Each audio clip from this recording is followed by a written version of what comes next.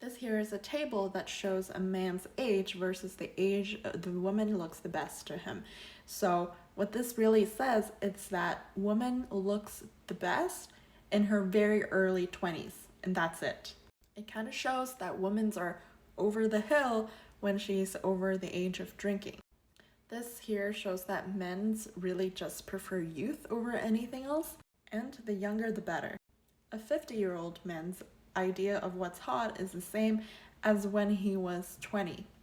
The only age group where it's slightly not so is men in their 20s.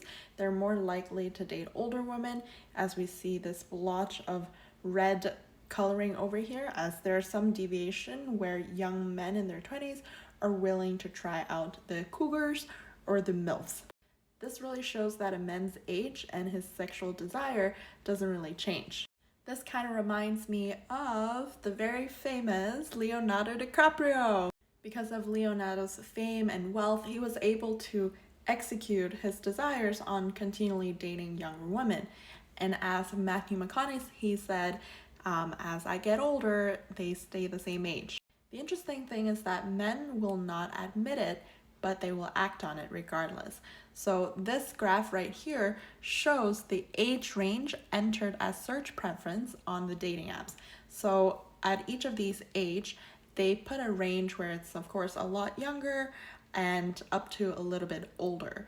But in reality, they mostly just hit on women that are below 29, and everyone who is after 35 is essentially dead to them.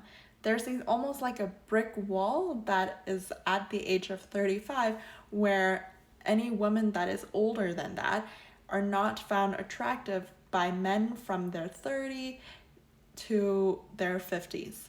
And the only women that are over 35 that are attractive are to men in their early 20s. And 35 is also the age that women are considered geriatric mom, which is very old mom, and they need intensive health care if they were to give birth, or mom in danger of giving birth to defect children. That's the data. Let me know what you think.